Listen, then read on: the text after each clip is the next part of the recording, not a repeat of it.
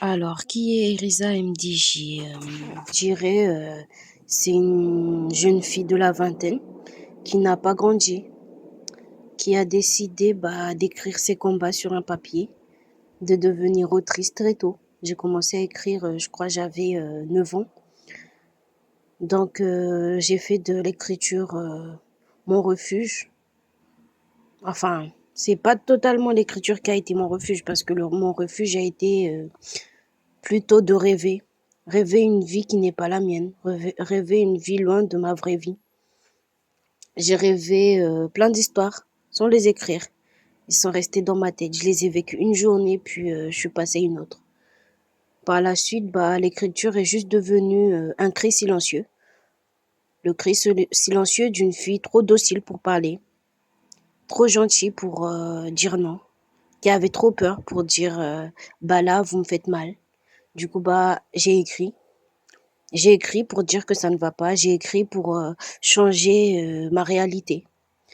Et aujourd'hui, j'ai décidé de partager mon monde intérieur avec celui qu'il voudra, à travers le blog, puis à travers mes histoires que j'ai partagées sur Wattpad. Pourquoi avoir décidé de partager mes écrits? Alors, déjà, c'était parce que j'avais marre, j'en avais vraiment marre.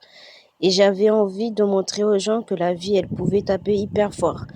Peu importe qui t'étais, peu importe ton âge, peu importe où t'étais, la vie, elle pouvait te massacrer. Du coup, j'ai voulu montrer dans un premier temps ça, mais aussi parce que je supportais plus ma vie. Je crois, quand j'ai commencé à partager, je devais avoir 15-16 ans. Et j'en avais vraiment marre de la vie, de ma vie, pas de la vie en général, mais de ma vie à moi. Du coup, petit à petit, j'ai grandi, j'ai mûri et j'ai continué à partager.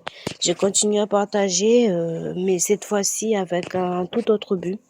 C'était pour montrer aux gens que même si la vie elle pouvait taper hyper fort, il y avait toujours une voix, une force, un espoir quelque part qui pouvait nous relever, nous montrer autre chose.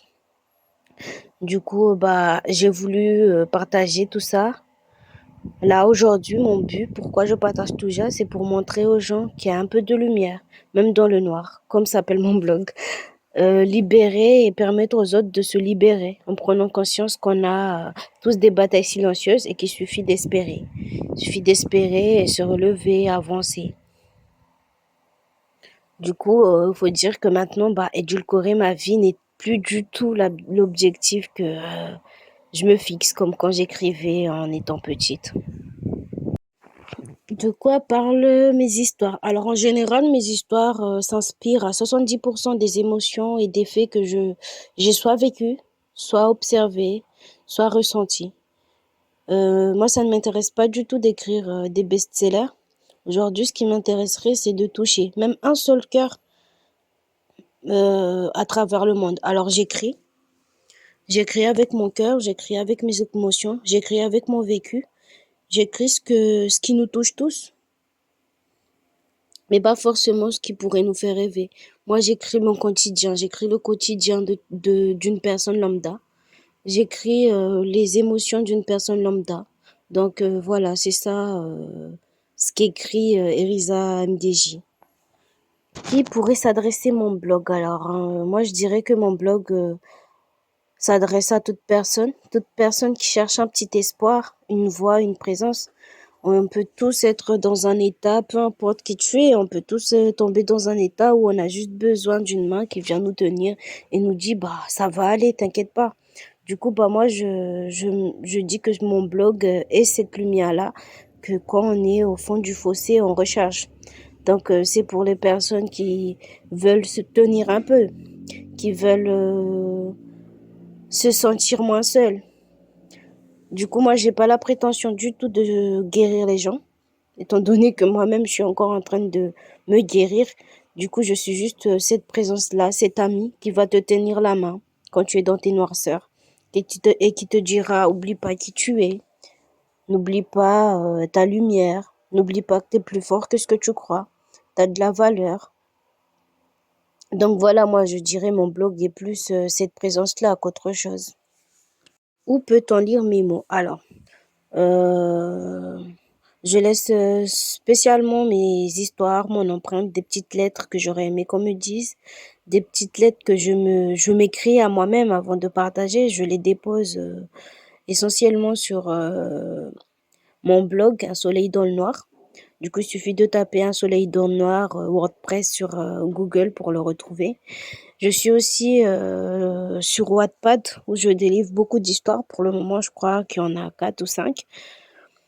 Du coup, là, en ce moment, j'ai un projet en tête, mais il est encore en tête. Je le laisse faire son petit parcours et dès qu'il sera prêt à naître, je ferai part à tout le monde. Le dernier mot de la fin, alors qu'est-ce que ça pourrait bien être? Ok, je sais. Un petit mot d'espoir pour tous ceux qui vont m'écouter, pour tous ceux qui vont prendre l'initiative de lire mes écrits et pour toutes les personnes qui seront juste de passage. Un petit mot d'espoir. Ne t'inquiète pas, peu importe qui tu es, tu n'es pas seul. Même si tu le vois pas encore, il y a une lumière en toi, une lumière qui existe. Et tu as le droit de ne pas aller bien. Quand ça va pas, tu as le droit de ne pas aller bien. Mais je sais aussi que tu as le droit d'aller mieux. Tu as le droit d'éclaircir, d'être lumineux dans le monde.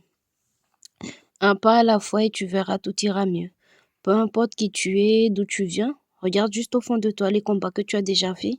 Regarde juste au fond de toi la lumière que tu laisses pas passer et ne laisse plus personne t'éteindre, ne laisse plus personne éteindre cette lumière-là.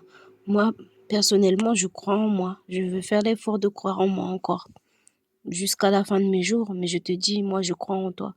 Alors, tu peux croire en toi.